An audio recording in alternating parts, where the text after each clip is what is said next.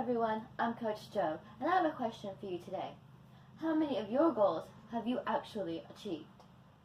It's very common to set a goal and never actually achieve it. So how can we change this and actually accomplish our goals? I've got 3 tips for you today. Tip number 1 is to use increments and baby steps. When you look at your goal as an overall picture, it can be overwhelming. And when you get overwhelmed, this is when you give up. But if you break your goal down into smaller steps, it can be less overwhelming. And you could take these smaller steps and form them into habits. And habits become ingrained and almost effortless, a part of who we are. So let's say that your goal was to run a 10K. If you're starting from the beginning, instead of getting out there and trying to run, you could start with just walking 10 minutes every day. And you can prove to yourself that you can actually get out there and do something.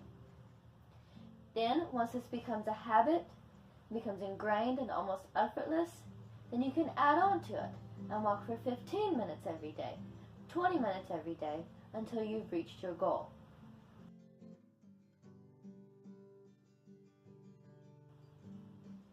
Tip number 2 is to use SMART goals.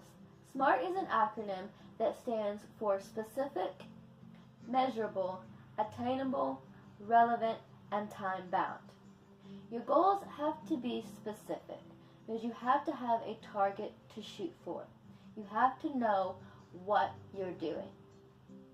So in our example, running a 10K, you know that you've achieved your goal when you run that race. It's specific, you know what you're doing. Also, walking for 10 minutes every day is specific. You know what you're doing, and you go and you do it. Your goals also have to be measurable. You have to put a number on it. You have to have a beginning and an end. Because again, you have to know when you've met your goal. So in our example, running a 10K, you know that you've achieved your goal once you've run that race, once you've completed that race. Also, the 10 minutes every day. When you go out there and you walk for 10 minutes, you know that you've achieved your goal for the day. Your goals also have to be attainable. It has to be something that you can do. It has to be something that you can actually achieve. Because sometimes we put our goals a little too high and we can't actually achieve them yet. So maybe, in our example, maybe a marathon is a little outside your reach right now, but a 10K is something that you can work towards. And also, in our example, the walking for 10 minutes every day, that is certainly something that you can do.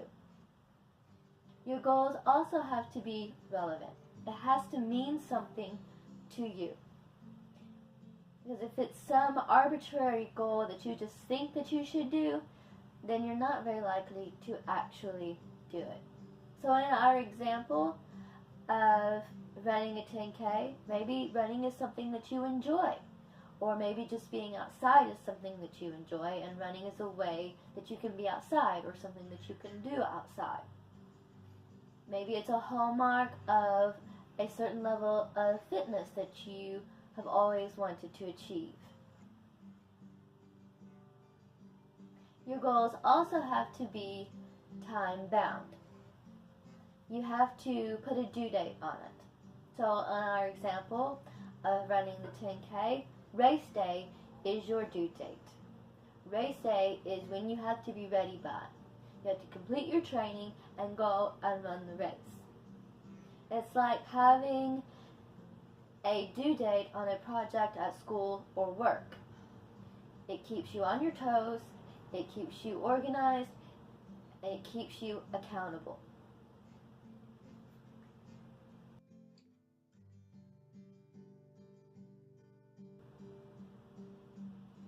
Tip number 3 is to log your progress.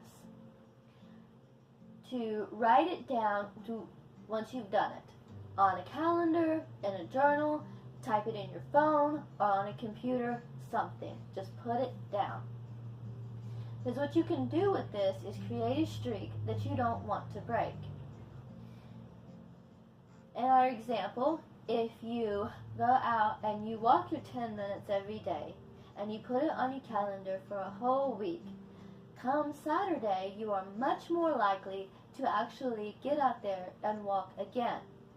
Because, again, you have a streak now that you don't want to break.